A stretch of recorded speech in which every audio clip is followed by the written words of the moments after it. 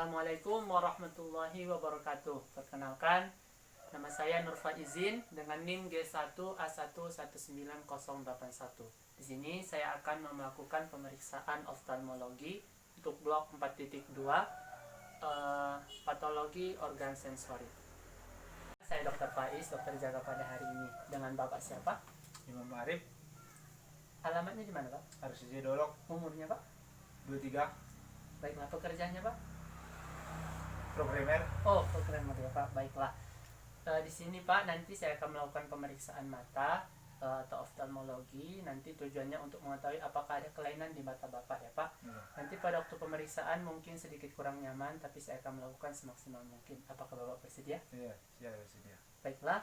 Saya akan melakukan pemeriksaan adnexa mata, kemudian menginspeksi adnexa mata dan daerah segmen anterior dari mata Bapak. Sini yang pertama saya akan mencoba melihat alis pasien. Itu kita menilai apakah antara kiri dan kanan itu simetris, apakah ada sikatris atau tidak, dan di sini tidak ada, normal. Kemudian kita lihat bulu matanya, apakah ada melipat ke dalam atau yang ada berantakan antara kiri dan kanan yang melipat ke dalam dan keluar. Di sini tidak ada, normal. Kemudian menilai untuk palpebra superior dan inferiornya. Untuk yang superior dimohon Bapak untuk melihat ke bawah, Pak. Kita melihat palpebra superiornya, apakah ada sikatris, apakah ada udem, dan di sini tidak ada, normal. Kemudian untuk palpebra inferior dimohon untuk melihat ke atas, Pak. Sini juga kita melihat apakah ada udem, sikatris, dan sini tidak ada, normal. Kemudian segmen anteriornya meliputi, yang pertama kita lihat konjungtivanya. Untuk konjungtiva silahkan melihat ke arah samping kiri. Oke, sini melihat apakah ada infiltrat atau tanda-tanda kelainan, tidak ada. Kemudian samping satu lagi, Pak. Sini juga tidak ada. Silahkan Bapak untuk melihat ke atas. Ini melihat apakah ada eritem, infiltrat, tidak ada. Melihat lurus saja, biasa lurus. Saya akan sedikit membuka kelopak mata yang superior.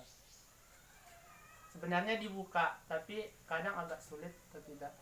Biasanya konjungtiva ada di belakang atau di belakang dari palpebra superiornya, dan di sini normal. Kemudian kita melihat korneanya.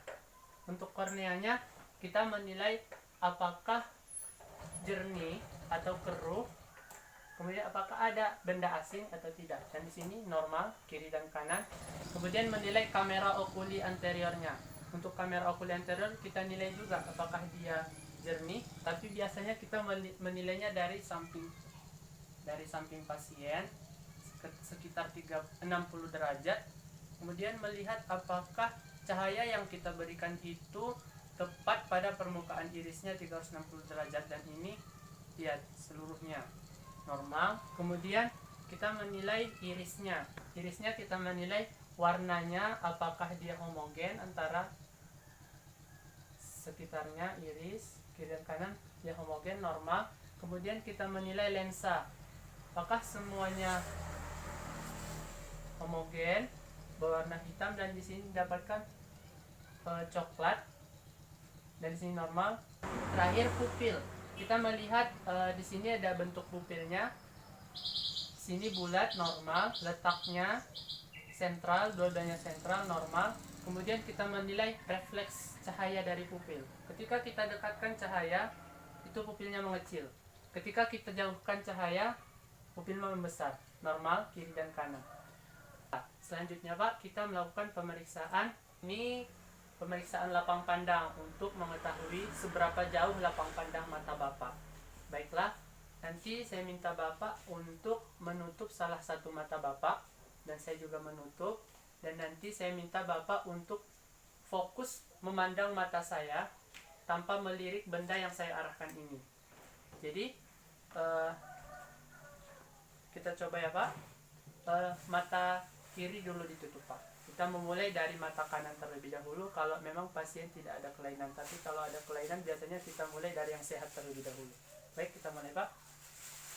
Dan saya menutup mata yang sejajar dengan pasien juga. Agak dicemplungkan Pak supaya tidak menekan mata. Baiklah, tatap mata saya saja ya Pak, tidak melirik benda yang saya arahkan. Baiklah, kita mulai pertama. Dan nanti apabila Bapak masih melihat, bilang masih melihat Pak? Masih. Masih. Masih. Masih. Masih. Masih. Masih. Baiklah, kita mulai lagi. Masih melihat? Masih. Masih. Masih. Masih. Masih. Ini. Masih. Masih. Kemudian atas. Tetap fokus ke mata saya Pak. Masih. Masih. Masih. Oke, kemudian bawah. Masih. Masih. Masih. Masih. Oke. Baiklah, di sini saya menilai bahwa lapang pandang pasien itu normal karena sama dengan pemeriksa. Dan hal yang sama juga kita lakukan ke mata sebelah pasien. Kemudian kita melakukan pemeriksaan gerakan ekstraokuler, maksudnya itu gerakan dari bola mata Bapak. Ini tujuannya untuk mengetahui apakah ada kelainan dari saraf-saraf penggerak bola mata Bapak seperti nervus 3, nervus 4, atau nervus 6.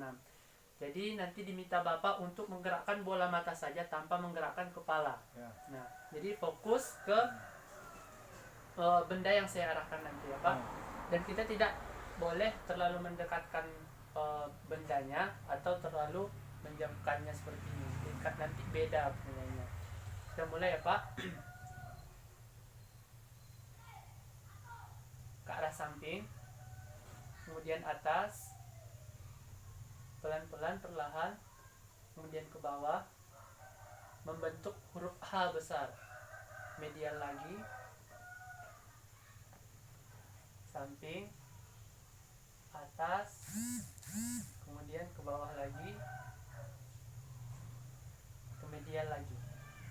Oke, baiklah, di sini saya menilai untuk pergerakan bola mata pasien tidak ada yang tertinggal salah satu maupun ada kelainan lainnya. Kemudian saya menilai bahwa pergerakan bola mata kedua pasien ini itu bergerak ke segala arah, bebas ke segala arah, dan itu normal. Kemudian menilai sensibilitas dari kornea pasien. Baiklah, pemeriksaan selanjutnya untuk menilai sensibilitas dari kornea Bapak. Jadi refleks dari pengkedipannya nanti akan saya nilai apakah dia terlambat atau memang cepat begitu. Jadi saya akan menggunakan bahannya itu cotton swab, bisa cotton bud, atau dengan menggunakan kapas yang kita sudah menarik-narik ujung dari kapasnya sehingga didapatkan ujung yang tipis, dan inilah yang nanti kita tempelkan ke kornea pasien, ke matanya. Nanti kita menilai bagaimana refleks dari berkedipnya. Baiklah, kita mulai Pak.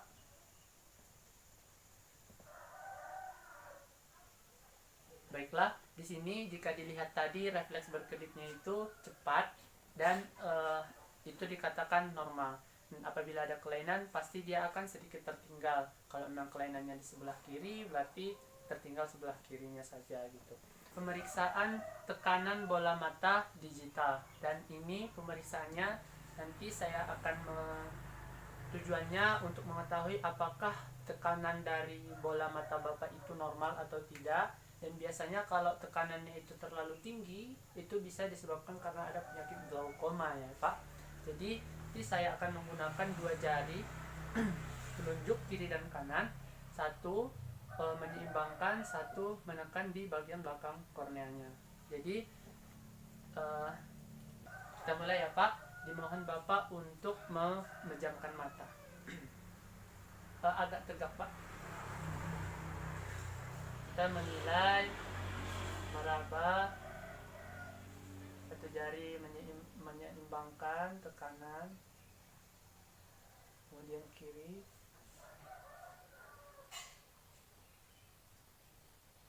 secara bergantian.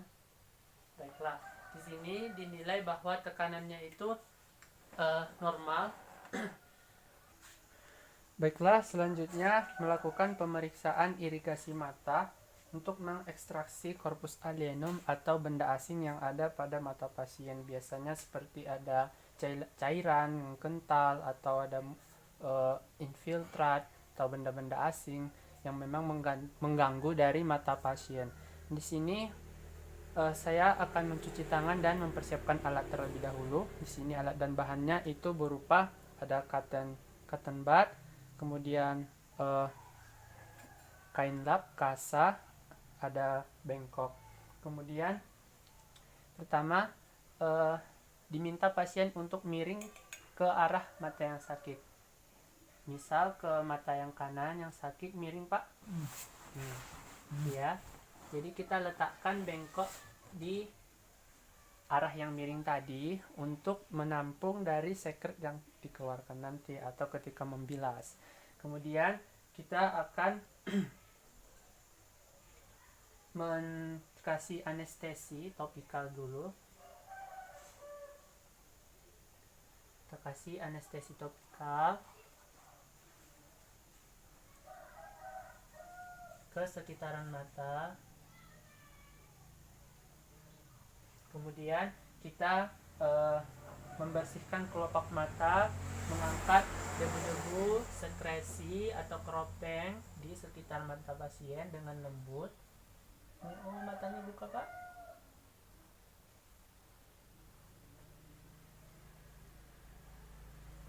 Kemudian kita membilas mata dengan lembut, kemudian mengarahkan cairan menjauhi hidung dan kornea. Buka matanya Pak. Beri cairan, kemudian bersihkan. Selanjutnya mengeringkan pipi dan mata, sekitaran di mata dengan kapas.